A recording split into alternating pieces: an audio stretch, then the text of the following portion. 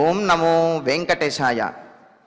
శాంతం శాశ్వతమప్రమేయమనఘం నిర్వాణశాంతిప్రదం బ్రహ్మా శంభుఫణీంద్రసేవ్యమనిశం వేదాంతవేద్యం విభుం రామాఖ్యం జగదీశ్వరం సురగురుం మాయామనుష్యం హరిం వందేహం కరుణాకరం రఘువరం భూపాలచూడామణిం.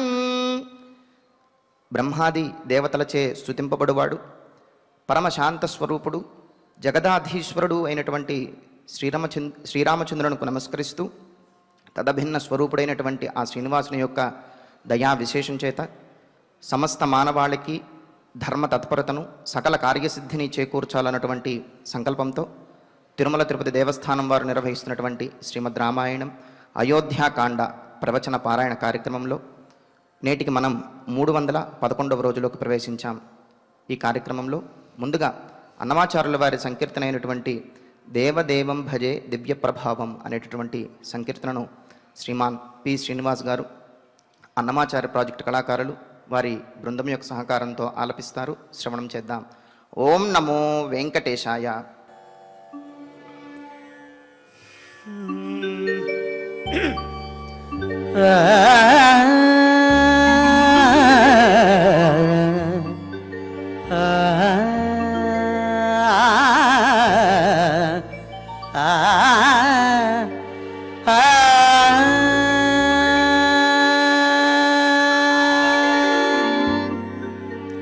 దేవదేవం భజే దివ్య ప్రభావం, దేవదేవం భజే దివ్య ప్రభావం, దేవదేవం భజే దివ్య ప్రభావం.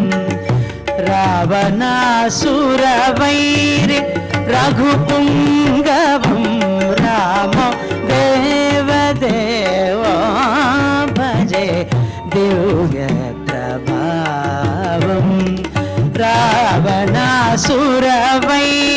రఘుపుంగవం రామ దేవదేవో భజే దివ్య ప్రభావం.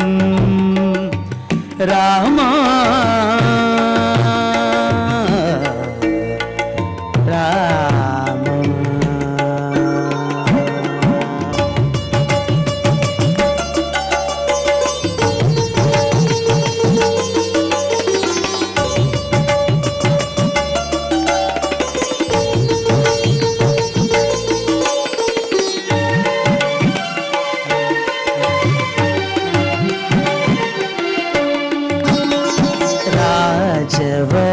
రాజవరశేఖరం రవికులసుధాకరం, రాజవరశేఖరం రవికులసుధాకరం ఆజానుబాహు నీలాభ్రకాయం. రాజవరశేఖరం రవికులసుధాకరం ఆజానుబాహు నీలాభ్రకాయం. రాజారి కోదండ రాజదీక్షా గురుం, రాజారి కోదండ రాజదీక్షా గురుం, రాజీవలోచనం రామచంద్ర, రాజీవలోచనం రామచంద్ర. దేవదేవా భజే దివ్య ప్రభావం. రావణాసురవైరి రణపుంగవం రామ దేవదేవా భజే దివ్య ప్రభావం. రామ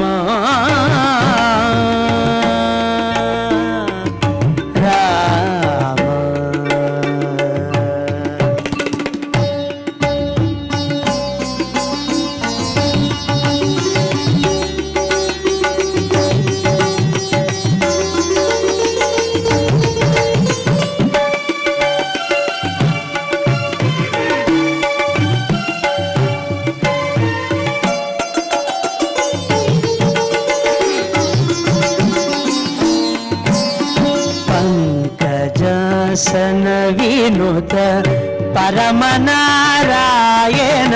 పంకజాసన వినుత పరమనారాయణం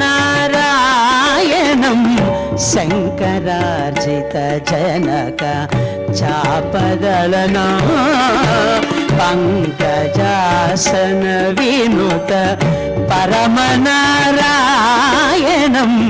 శంకరార్జిత జనక చాపదళనా లంకా విశోషణ రామ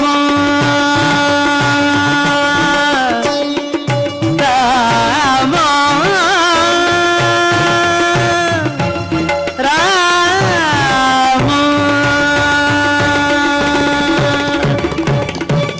లంకా విశోషణం లాలిత విభీషణం లంకా విశోషణం లాలిత విభీషణం వెంకటేశం సాధు విబుధ వినుతం వెంకటేశం సాధు విబుధ వినుతం దేవదేవా భజే దివ్య ప్రభావం రావణాసురవైరి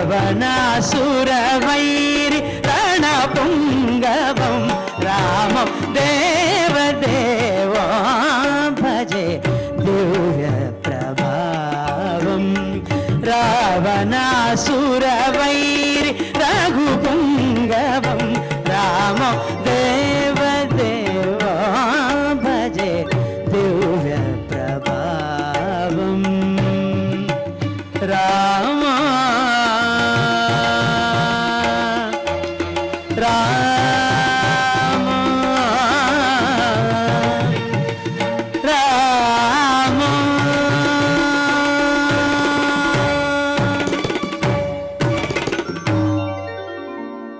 సంకీర్తనను ఎంతో చక్కగా శ్రవణం చేశాం. ఇక ఇప్పుడు శ్రీ గురు ధ్యానపూర్వకంగా సంకల్ప వాక్యాలను అందరము కలిసి పలుకుతూ ఈ కార్యక్రమాన్ని ప్రారంభం చేసుకుందాం. శ్రీ గురు ధ్యానం గురుర్బ్రహ్మా గురుర్విష్ణుః గురుర్దేవో మహేశ్వరః గురుః సాక్షాత్ పరం బ్రహ్మ తస్మై శ్రీ గురవే నమః. శ్రీనివాస ధ్యానం శ్రీ వెంకటాద్రినిలయః కమలాకాముకః పుమాన్ అభంగుర విభూతిర్నః తరంగయతు మంగళం.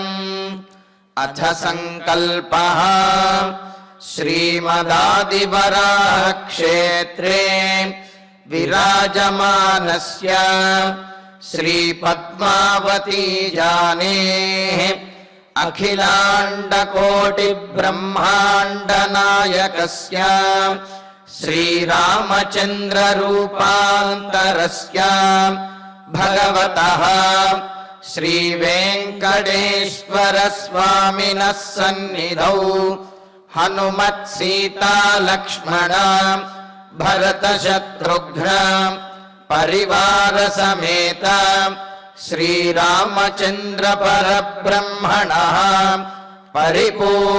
పరిపూర్ణానుగ్రహేణ అస్మిన్ భువనే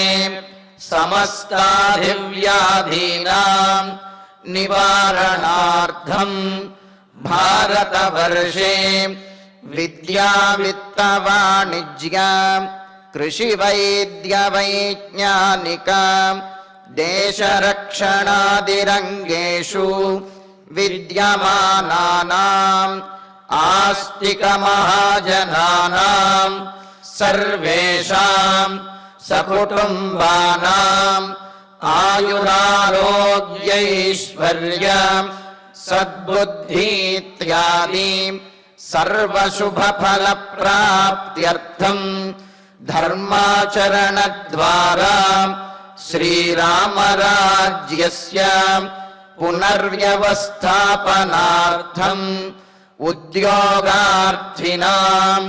समुचितोद्योगप्राप्त्यर्थं दम्पतीनाम् अनुकूलदाम्पत्यसिद्ध्यर्थं सन्तानस्य पितृवाक्यपरिपालनानुकूल बुद्धिप्रचोदनार्थं सकलकार्यसिद्ध्यर्थं गोसंरक्षणार्थं च श्रीमद्वाल्मीकिरामायणे अयोध्याकाण्डे यथाशक्ति श्लोकव्याख्यानपुरःसरं 35 सर्गश्लोकपारायणं तथा श्रीधन्वन्तरिमन्त्रपारायणं च अन्योन्यसाहाय्येन आचार्यमुखेन करिष्यामहे। श्रीवाल्मीकिप्रार्थना कूजन्तं राम रामेति मधुरं मधुराक्षरम् आरुह्य कविताशाखां वन्दे वाल्मीकिकोकिलम्। श्री आञ्जनेयप्रार्थना मनोजवं मारुततुल्यवेगं जितेन्द्रियं बुद्धिमतां वरिष्ठं वातात्मजं वानरयूथमुख्यं श्रीरामदूतं शिरसा नमामि। श्रीरामायण प्रार्थना वाल्मीकिगिरिसम्भूता रामसागरगामिनी पुनातिभुवनं पुण्या रामायण महानदी। श्रीराम प्रार्थना अयोध्याख्येतुगुर्वर्धे त्यक्त्वा राज्यं गिरौ वसन् पादुके भरतायादात् स रामः शरणं मम। श्रीरामचन्द्र परब्रह्मणे नमः। अथ श्रीमद् रामायणे आदिकाव्ये अयोध्याकाण्डे 35 सर्गः। శ్రీమన్నారాయణ చరణౌ శరణం ప్రపద్యే. శ్రీమతే నారాయణాయ నమః. శ్రీరామాయ నమః. మాత్వం ప్రోత్సాహితా పాపైః దేవరాజసమప్రభం భర్తారం లోకభర్తారం అసద్ధర్మముపాదధాః. సుమంత్రుల వారు కైకేయీదేవిని నిందిస్తూ కైకేయిలో మార్పు వస్తుందేమో అని చెప్పి ప్రయత్నిస్తూ చెబుతున్నటువంటి మాటలు. మరి కైకేయీదేవి యొక్క తల్లి వృత్తాంతాన్ని కూడా తెలియజేసి ఆమె పోలికే నీకు వచ్చింది, అందుకనే నీవు ఈ విధంగా ఎంతో క్రూరంగా ఉంటున్నావు, ఇంతమంది బాధపడుతున్నా నీలో చలనం అనేదే లేదు. కావున కైకేయీదేవి ఇప్పటికైనా సరే తెలివి తెచ్చుకో. ఎందుకు అంటే నువ్వు నీలో స్వయంగా వచ్చినటువంటి దుర్బుద్ధి కాదు ఇది.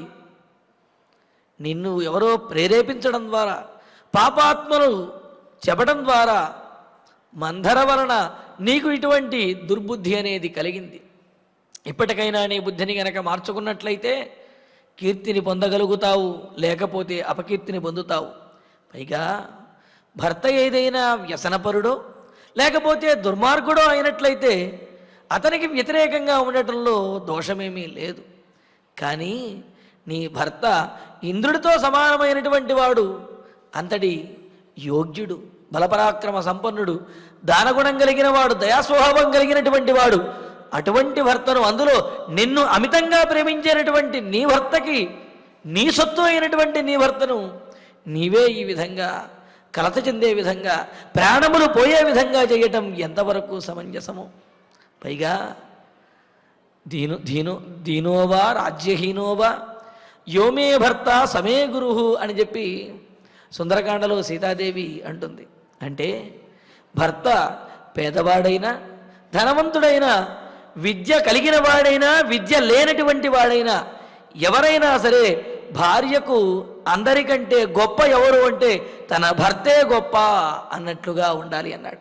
అంతేగాని భర్త చదువుకోని వాడనో పేదవాడనో లేకపోతే పెద్ద ఉద్యోగం చేయటం లేదోనో ఆ భర్తను చులకన చేసి చూడటం అనేది సరైనటువంటి పద్ధతి కాదు. భర్త ఎటువంటి వాడైనప్పటికీ కూడా భార్యకు భర్తే గొప్పవాడు అని చెప్పి అన్నారు. మరి ఇది సామాన్యమైనటువంటి వారి విషయంలోనే ఇంత గొప్పగా చెబితే ఇంద్రుడితో సమానమైనటువంటి వాడు దశరథ మహారాజు.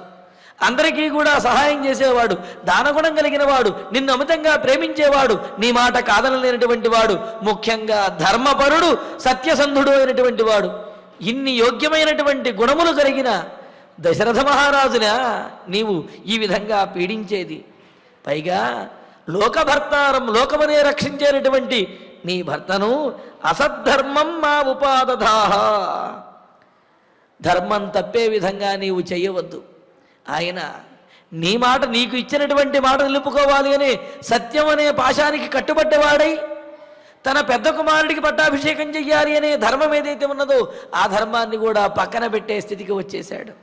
కావున ఇంతటి గొప్పవాడైన దశరథ మహారాజుని ధర్మం తప్పే విధంగా నీవు చెయ్యవద్దు. ఎందుకంటే తద్వారా నీవు కూడా ధర్మాన్ని తప్పినటువంటి దాని అవుతావు. ఎందుకని భార్యను ఏమని అంటారు?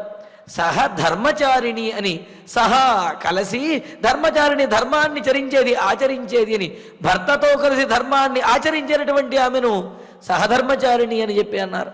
మరి నీవు సహధర్మచారిణివి కదా, భర్త ధర్మ మార్గంలో వెళుతుంటే ఆయనను అనుసరించేటటువంటి దానివే తప్ప భర్త వెళ్ళేటటువంటి ధర్మ మార్గము నుండి తొలగించి అధర్మపరమైన మార్గంలో భర్తను ప్రేరేపించేది ధర్మపత్ని ఎలా అవుతుంది? కావున నీవు ధర్మపత్నివి అనే విషయాన్ని గుర్తెరిగి అతన్ని ధర్మం తప్పకుండా చూసుకోవలసినటువంటి బాధ్యత నీదే. కావున మా ఉపాదధాహ, అతడు అధర్మాన్ని ఆచరించే విధంగా చెయ్యవద్దు, అతడు ధర్మ మార్గంలోనే ఉండే విధంగా చెయ్యవమ్మా నీవు అని సుమంత్రుల వారు కైకేయితో అంటూ, మరి నాకు ఇచ్చినటువంటి వరముల పరిస్థితి ఏమిటి? కైకేయి అడగవచ్చు, నాకు 2 వరములు ఇచ్చాడు కదండి, నేను ఆ వరములకు ప్రతిగానే అడిగాను, నాకు ఇచ్చినటువంటి వరముల పరిస్థితి ఏమిటి, వాటిని ఎలా తీరుస్తాడు అని అంటావేమోనమ్మా నీవు.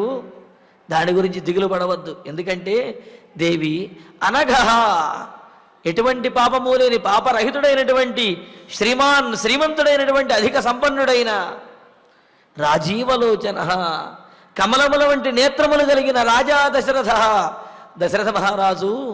ఇక్కడ కమలముల వంటి నేత్రములు కలిగిన అని, ఇక్కడ రాజీవం అనే దానికి కలవపు అనే అర్థం కూడా చెబుతారు. కావున ఇక్కడ దశరథుని యొక్క నేత్రములు ఎప్పుడు వికసిస్తాయి అంటే, ఏ విధంగా అయితే కమలములు సూర్యుడు రాగానే వికసిస్తాయో, ఏ విధంగా అయితే కలవపూలు చంద్రుడు రాగానే చంద్రుడిని చూచిన వెంటనే వికసిస్తాయో, అదేవిధంగా దశరథుని యొక్క నేత్రములు, ఆ ముఖములో కాంతి కూడా నిన్ను కైకేయిని చూడగానే ఆయనలో కాంతి అనేది కలుగుతుంది. నీవు కనుక ప్రతికూలంగా ఉన్నట్లయితే ఆయన కాంతి విహీనమైపోతాడు అని చెప్పటం కోసమే రాజీవలోచన అని చెప్పి అన్నాడు. అంటే ఎంతో సున్నితమైనటువంటి వాడు ఆయన. సూర్యుడిని చుట్టం ద్వారాను కమలములు వికసించినట్టుగా, చంద్రుడిని చుట్టం ద్వారా కలువపూలు వికసించినట్లుగా నీ ద్వారానే దశరథుని యొక్క నేత్రములలో ఆ తేజస్సు, ఆనందము అనేవి కలుగుతాయి. కావున దశరథుడు నీకు ఎప్పుడు అన్యాయము చేయడు. నీకు ఇచ్చినటువంటి వరములను తప్పనిసరిగా నెరవేర్చి తీరుతాడు. అంటే నీకు 2 వరములు ఇవ్వాలి, కావున ఆ 2 వరములు ఇస్తాడు అని. నేను అడిగింది ఇవ్వకుండా అదిస్తాడు ఇదిస్తాడు అని చెబితే నాకు ప్రయోజనం ఏమిటి అని కైకేయి అడగవచ్చు. నువ్వు అడిగింది కాదమ్మా, నువ్వు అడిగిన దానికంటే ఎక్కువే ఇస్తాడు అని చెప్పటం ఇక్కడ సుమంత్రుల వారి యొక్క ఉద్దేశ్యం. తవ ప్రతిజ్ఞాతం, నీకు ఇస్తానన్నటువంటి 2 వరాలు కూడా మిథ్యానకరిష్యతి, అబద్ధము చెయ్యడు. ఎలా చేయకుండా ఉంటాడండి అంటే, ఇస్తానటువంటి వరములను భరతునికి పట్టాభిషేకం చేయాలి అన్నావు కదా, ఈ కోసల రాజ్యాన్ని లేకపోతే ఈ భూమండలో ఉన్నటువంటి రాజ్యంలోనే భరతునికి కూడా పట్టాభిషేకం, మరొక రాజ్యాన్ని సృష్టించి లేకపోతే రాజ్యాన్ని విభజించైనా సరే భరతునికి పట్టాభిషేకం చేయవచ్చును. మరొకటి, నీవు అంటే రాజమాతగా ఉండాలి, మహారాజ్ఞిగా ఉండాలి అనుకుంటున్నావు. ఆ పదవి నీకు ఇంతకుముందు ఉన్నది, అదేవిధంగా ఇప్పుడు నీకు రాజమాతగా కూడా ఉన్నతమైనటువంటి స్థానాన్ని కల్పిస్తాడు. రాజ్యము కంటే కూడా ఉన్నతమైనటువంటి వస్తువులను అన్నింటినీ కూడా నీకు దశరథ మహారాజు ఇచ్చి తీరుతాడు. కావున నీకు ఇచ్చినటువంటి వరములు ఏమీ అన్యాయం అవ్వవు.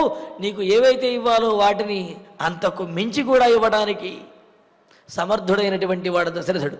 కావున రామ వనవాసాన్ని నీవు ఆపాలి, రాముడికి పట్టాభిషేకాన్ని నీవే జరిపించాలి కైకేయీదేవి అని చెబుతూ, తవ ప్రతిజ్ఞాతం మిథ్యా నకరిష్యతి, నీకు ఇచ్చినటువంటి వరములను మరొక విధంగా తీర్చి తీరుతాడు. మరొక విధంగా అంటే ఏదో తక్కువ చేసి కాదు, నీవు అనుకున్న దానికంటే కూడా గొప్పగానే నీకు ఇచ్చినటువంటి వరములను తీర్చుతాడు. కావున నీవు శాంతించి రామ వనవాసాన్ని ఆపవమ్మా అని అంటున్నాడు. అంటూ జ్యేష్ఠో వదాన్య కర్మణ్య స్వధర్మ పరిరక్షిత రక్షిత జీవలోకస్య బలి రామోభిషిచ్యతాం.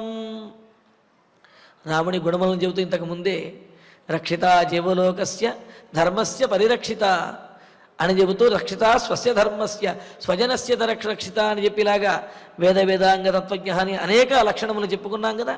దాంట్లోనే చెప్పాడు సమస్తమైనటువంటి జీవకోటిని కూడా రక్షించేవాడు రామచంద్రుడు అని చెప్పి. అంటే కేవలం తనకు సంబంధించినటువంటి వారినో లేకపోతే తన రాజ్యంలో ఉన్నటువంటి వారినో అనే కాకుండా సమస్తమైనటువంటి ప్రాణులని కూడా సంరక్షించడానికి కంకణం కట్టుకున్నటువంటి వాడు, దీక్షాబద్ధుడైన వాడు రామచంద్రుడు అని అన్నారు కదా. మరి ఆ విషయం తెలిసినటువంటి వాడు సుమంత్రుల వారు. అందుకని ఏమంటున్నాడు ఇక్కడ, రాముడికి పట్టాభిషేకం చేసుకోవడానికి కావలసిన యోగ్యమైనటువంటి సకలమైన లక్షణములు కూడా రామునిలో ఉన్నాయి. మరి అటువంటి ఉత్తమ గుణములు కలిగిన రాముడికి పట్టాభిషేకం చేస్తే కైకేయీదేవి నీ గౌరవం కూడా పెరుగుతుందమ్మా అని అంటూ, జ్యేష్ఠ దశరథునికి ఉన్నటువంటి కుమారులలో పెద్దవాడు, అంతేకాదు వదాన్య ఎంతో ఔదార్యము ఉదారమైనటువంటి స్వభావం కలిగిన వాడు, గొప్ప దాత. అంతేనా, కర్మణ్య, కర్మణ్య అంటే కర్మణి సాధువు అని అంటారు. తాను ఆచరించవలసినటువంటి కర్తవ్యముల యందు కార్యముల యందు ఆయన పట్టుదల కలిగినటువంటి వాడు. అదేవిధంగా అనుకూలమైనటువంటి బుద్ధి కలిగిన వాడు, అంటే నిత్య కర్మానుష్ఠాన నిరతుడు. తాను తన కర్తవ్యములను విస్మరించినటువంటి వాడు. అంతేకాదు స్వధర్మ పరిరక్షిత, తన ధర్మం ఏదైతే ఉన్నదో ఆ ధర్మాన్ని ఆచరించడాన్ని, ఆ ధర్మాన్ని రక్షించడం కోసమే ఎల్లప్పుడూ కూడా ప్రయత్నించేవాడు, ఆ ధర్మాన్ని రక్షించేటటువంటి వాడు.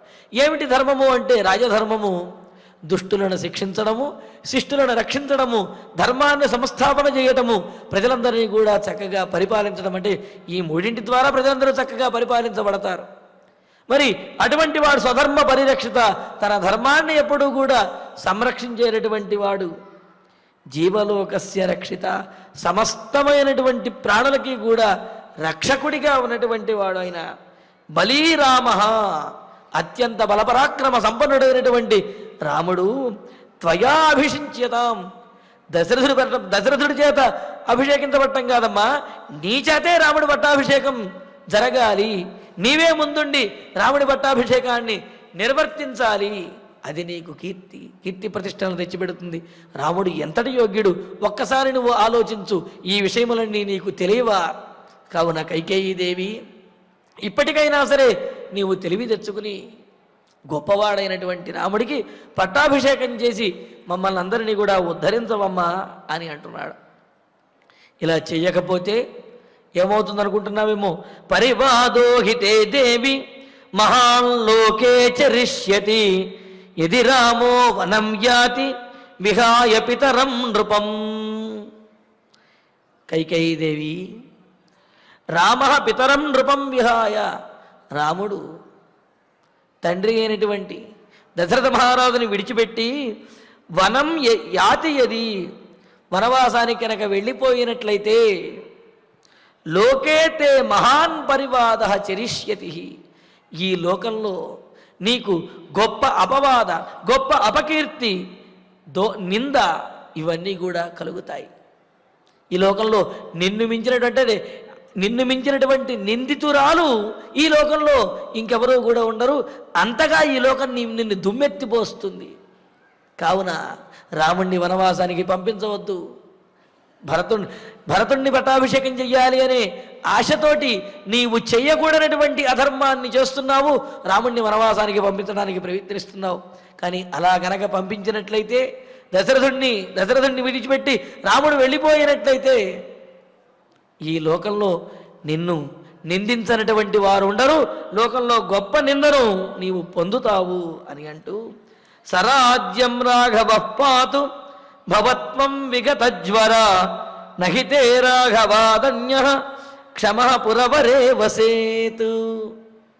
ఈ శ్లోకంలో అనేక విశేషాలతో చెబుతున్నాడు. ఇక్కడ రాముడే రాజ్యాన్ని పరిపాలించడానికి యోగ్యుడు, రాముడు తప్ప వేరే వారెవరు కాదు అనే విషయాన్ని చాలా యుక్తియుక్తంగా చెబుతున్నాడు. ఎలాగంటే తే పురవరేహి, నీ యొక్క ఈ శ్రేష్టమైనటువంటి పట్టణంలో అయోధ్యానగరంలో, అంటే ఈ అయోధ్యానగరము నీకు స్వాధీనమైనది, దశరథ మహారాజు నీకు ఇచ్చేశాడు, కావున నువ్వే రాముడికి ఇవ్వాలి. అప్పుడు లోకమంతా కూడా కైకేయి యొక్క రాజ్యాన్ని రామచంద్రుడు పాలిస్తున్నాడు, కైకేయి దేవి సవతి తల్లి అయినప్పటికీ కూడా రాముడికి తన రాజ్యాన్ని ఇచ్చింది అని కీర్తిస్తుంది అని అంటున్నాడు. అంటూ తే పురవరే, నీ శ్రేష్టమైనటువంటి నీ అయోధ్యానగరంలో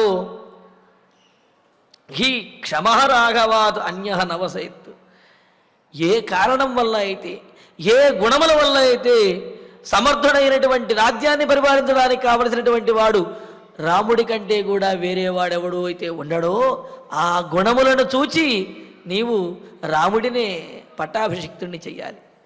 ఈ రాజ్యంలో రాముని యొక్క గుణములను చూచిన తర్వాత నీకేమనిపిస్తుంది?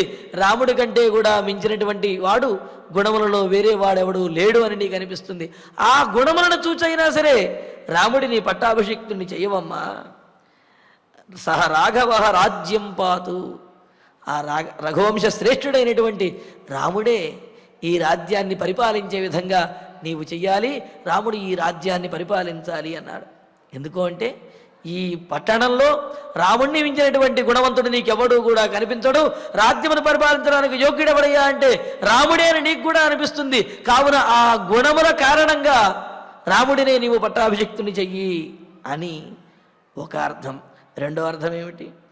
మొదటి రాఘవాదన్య నవసేతు, నువ్వు భరతుణ్ణి పట్టాభిషిక్తుని చేయాలనుకుంటున్నావు, కానీ రాముడి కంటే కూడా ఆ సింహాసనం మీద వేరేవాడు కూర్చోవడానికి సమర్థుడెవడు కూడా లేడు, వేరేవాడు ఆ సింహాసనం మీద కూర్చోలేడు అని చెప్పి అన్నాడు. మరి సుమంత్రుల వారి మాట నిజమే అయ్యింది కదా. రాముడు వనవాసానికి వెళ్ళిన రాముడి యొక్క పాదుకలు సింహాసనాన్ని అధిష్ఠించాయి తప్ప వేరే వారెవరూ కూడా ఆ సింహాసనం మీద కూర్చోలేడు. సాక్షాత్తు భరతుడే అన్నాడు, నీవు అధిష్ఠించవలసినటువంటి సింహాసనాన్ని అటువంటి సింహాసనంలో కూర్చోవడానికి నాకు అంతటి యోగ్యతా శక్తి లేవు అన్నయ్యా. కావున నేను ఆ సింహాసనం మీద కూర్చోను అని రాముడి పాదుకలను తీసుకువెళ్ళి ఆ సింహాసనంలో ఉంచాడనమాట. మరి ఇక్కడ సుమంత్రుల వారు కూడా అదే అంటున్నాడు, రాఘవాదన్య నవసేతు, రఘువంశ శ్రేష్ఠుడైనటువంటి రాముడి కంటే కూడా ఆ సింహాసనం మీద కూర్చోగలిగినటువంటి వాడు వేరే వాడు ఎవడూ లేడు, కావున రాముడే రాజ్యాన్ని పరిపాలించాలి అని చెప్పి అన్నాడు. ఇది రెండవ అర్థము. మరి మూడవ అర్థం చెబుతున్నారు, రాఘవాత్ అన్య, రాముడి కంటే కూడా తరువాత వాడైనటువంటి పురవరే రాజతయా వసన్, ఈ అయోధ్యానగరంలో రాజుగా నీవు చెయ్యదలుచుకున్న వాడైన, రాజుగా ఉండబోయేటటువంటి వాడైన భరతుడు తే నక్షమ, నీకు అంటే నీవు భరతుణ్ణి రాజుగా చెయ్యడానికి ఏమాత్రము తగినటువంటి వాడు కాదు. నక్షమ అంటే తగినవాడు కాదు. ఎందుకు అంటే భరతుడు రాముడి కంటే చిన్నవాడు, కావున రాముణ్ణి విడిచిపెట్టి భరతుడికి పట్టాభిషేకం చెయ్యటం ఏమాత్రము సమంజసము కాదు అని చెప్పి అన్నాడు. ఇంకా విశేషార్థాలు కూడా తెలియజేస్తున్నారు. మరి అందులో ఉన్న మరిన్ని విశేషార్థాలని రేపు ప్రవచనంలో తెలుసుకుందాము. ఈనాడిగా ఆచార్యుల వారి ద్వారా శ్లోకాలను పారాయణ చేసుకుందాము.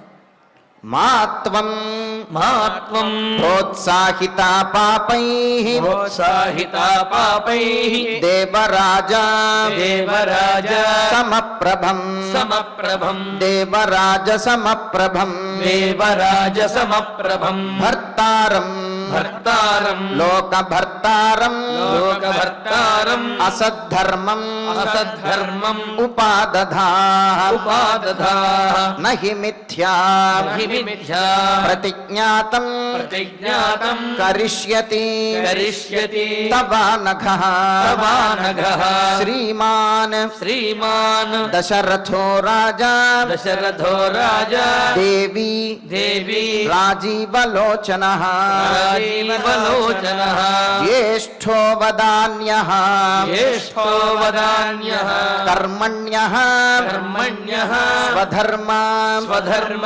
పరిరక్షిత పరిరక్షిత స్వధర్మ పరిరక్షిత స్వధర్మ పరిరక్షిత రక్షిత రక్షిత జీవలోకస్య జీవలోకస్య బలి బలి రామోభిషిచ్యత రామోభిషిచ్యత పరివాదో హి పరివాదో హి తే దేవి తే దేవి మహాలోకే మహాలోకే చరిష్యతి చరిష్యతి యది రామః యది రామః వనం యాతి వనం యాతి విహాయ విహాయ పితరం నృపం పితరం నృపం సరాజ్యం సరాజ్యం రాఘవః పాతు రాఘవః పాతు భవత్వం భవత్వం విగతజ్వరా విగతజ్వరః నహితే నహితే రాఘవాదన్యః రాఘవాదన్యః క్షమః క్షమః పురవరే వసేత్ పురవరే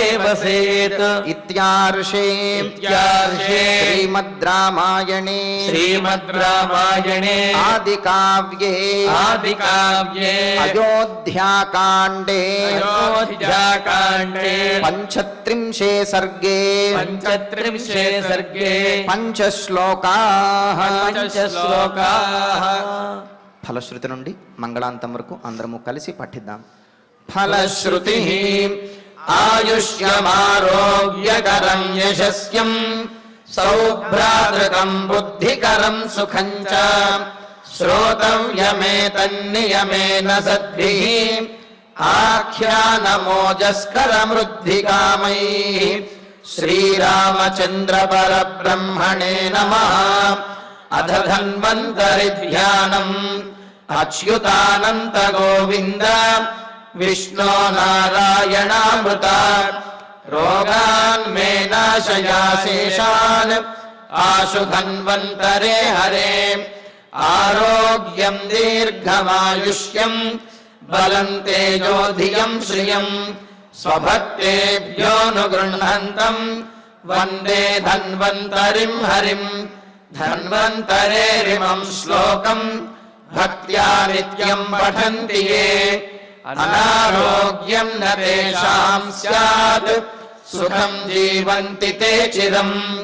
ఓం నమో భగవతే వాసుదేవాయ ధన్వంతరయే అమృతకలశహస్తాయ వజ్రజలౌకహస్తాయ సర్వామయ వినాశనాయ త్రైలోక్యనాథాయ మహావిష్ణవే స్వాహా. ఓం వాసుదేవాయ విద్మహే సుధాహస్తాయ ధీమహి తన్నో ధన్వంతరిః ప్రచోదయాత్. అథ నవగ్రహ ప్రార్థనా. ఆరోగ్యం పద్మబంధుర్వితరతు నితరాం సంపదం శీతరశ్మిః. భూలాభం భూమిపుత్రః సకలగుణయుతాం వాగ్విభూతిం చ సౌమ్యః. సౌభాగ్యం దేవమంత్రి రిపుభయశమనం భార్గవః. శౌర్యమార్తిః దీర్ఘాయుః సైంహికేయః. విపులతరయశః కేతుః ఆచంద్రతారం. అరిష్టాని ప్రణశ్యంతు దురితాని భయాని చ. శాంతిరస్తు శుభం మేస్తు గ్రహాః కుర్వంతు మంగళం. అథ క్షమా ప్రార్థనా.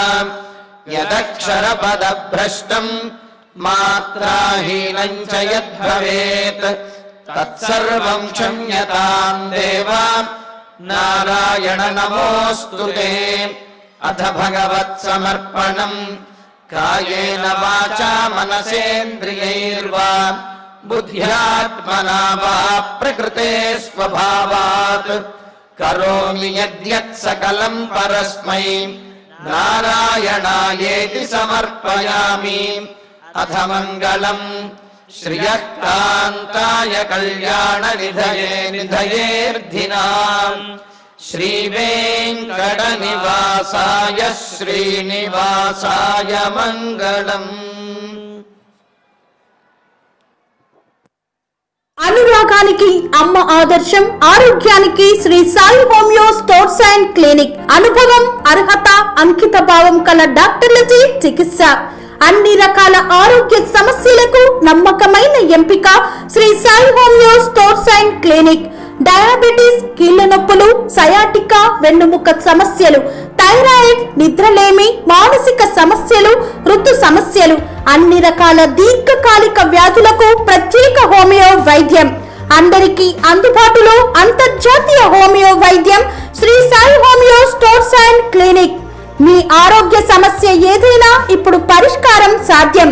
సైడ్ ఎఫెక్ట్ లేని వైద్యంతో సంపూర్ణ ఆరోగ్యం కొరకు సంప్రదించండి Shri Sai homeo clinic and stores, Bhavani Nagar, Ambedkar Nagar road, old Alwal, Secunderabad.